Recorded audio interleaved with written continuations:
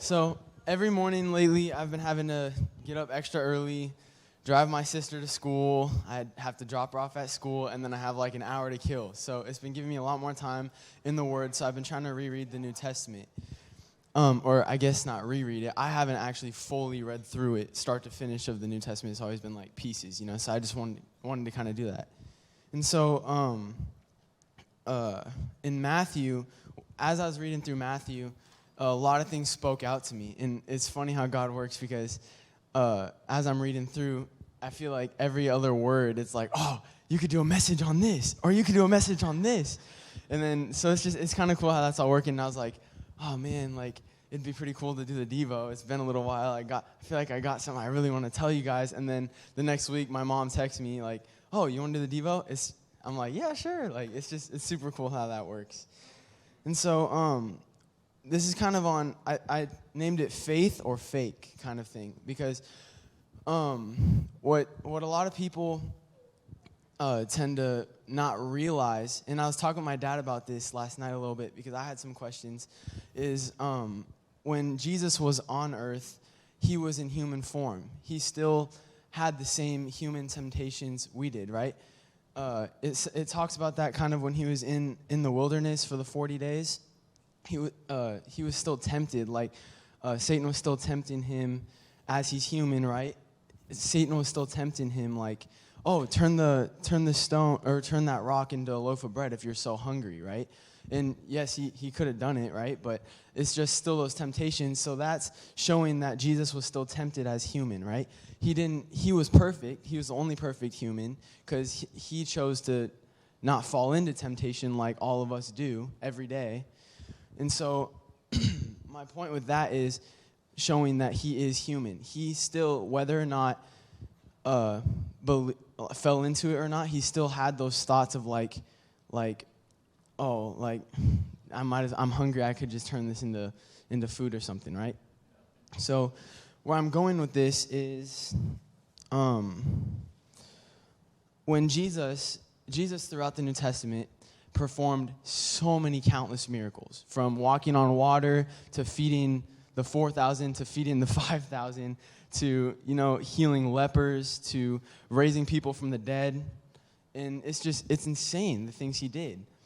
While he was doing those things, he was human like us. The difference was at that point, right, he had the Holy Spirit living through him, which all of us have now when he died on the cross. So my point with that is, even he says, before he died on the cross, we have the same Holy Spirit living inside us, which means we have that same kind of power, which means he's trying to say, and he even said, you're going to go do the good and even better things than I have done on this earth right now. So if Jesus is over here and he is healing lepers to the point where he's touching them when no one else wants to touch a leper, because if you touch them, you're unclean, right? But he stepped out in faith and touched a leper when no one's really done that before, right? He goes, you're going to be healed, and he reached out and touched him to, making blind men see. We have that same power in us. It's the same kind of thing, right? And so my point with this is a lot of us, what holds us back is say God tells you to pray for somebody, like pray for this person that is in a wheelchair, right? How many times a day I don't know necessarily a day, but how many times do you think someone in a wheelchair has been prayed for?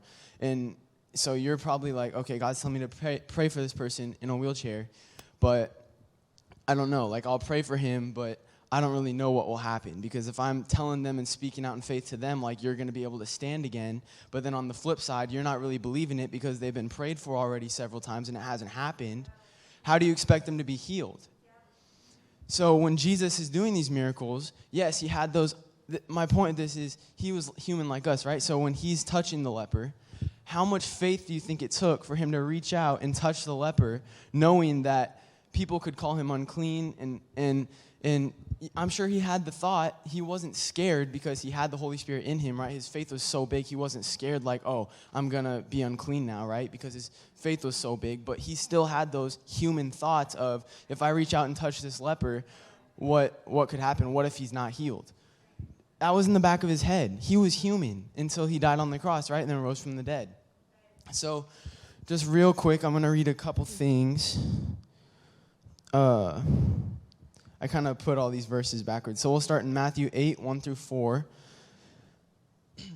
And this is when he cleanses a leper, right? Kind of what I was just talking about.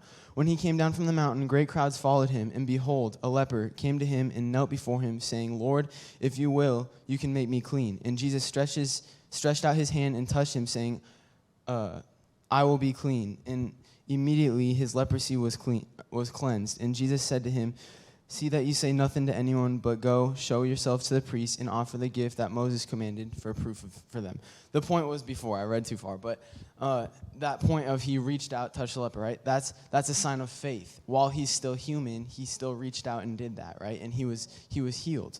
So then I'll come to the next one, Matthew 9, 18 through 31. And it says, while he was saying these things to them, behold, a ruler came in and knelt before him, saying, my daughter has just died, but come and lay your hand on her, and she will live. And Jesus rose and followed him and his disciples, and behold, a woman who had suffered from a discharge of blood for 12 years came up behind him and touched the fringe of his 12 apostles. Are these for... Oh. Time out. So she's needing help, right? Needing prayed for. That's the fringe of his garment. Yeah.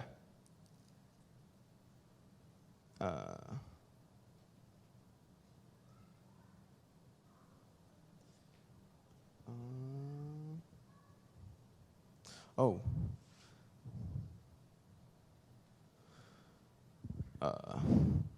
I started reading on the other page. That's what happened. I'm sorry. It's early. I'm like, I know this is right. Okay. So, fringe of his garments.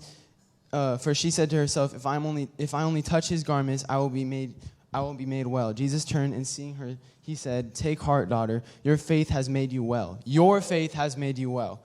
And instantly, not a couple days later, not a couple seconds later, instantly, the woman was made well. And when Jesus came to the ruler's house and saw the flute players in the crowd making a commotion, he said, go away from the girl, for the girl is not dead but sleeping.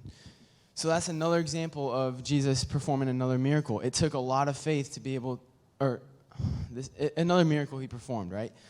The girl had to have her faith, and that's why she was healed. Her faith that she would be healed by touching his garments healed her, right?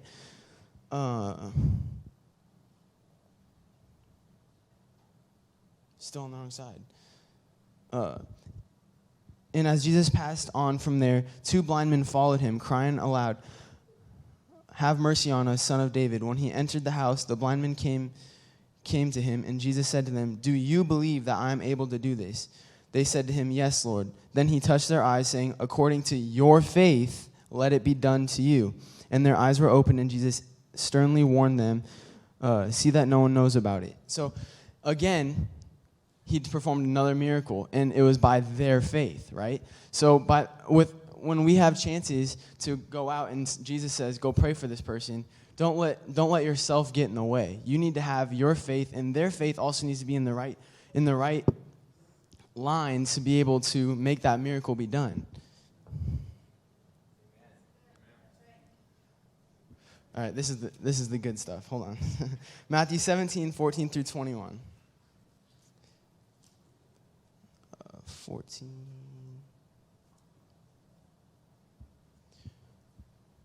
All right.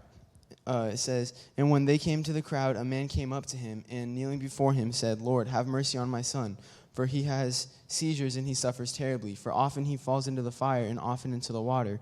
And I brought him to your disciples, and they could not heal him. And Jesus answered, O faithless and twisted generation, how long am I to be with you? How long am I to bear with you? Bring him here to me. And Jesus rebuked the demon, and it came out of him. And the boy was healed instantly. Again, instantly, that word. Then the disciples came to Jesus privately and said, why could we not cast it out? He said to them, because of your little faith. For truly, I say to you, if you have faith like a grain of mustard seed, you will say to this mountain, move from here to there, and it will move. and nothing will be impossible for you. He's saying your faith, it's by your faith that you couldn't heal them. So Jesus had to come in just like human, like all of us. And when he goes to when he goes to cast out this demon, right?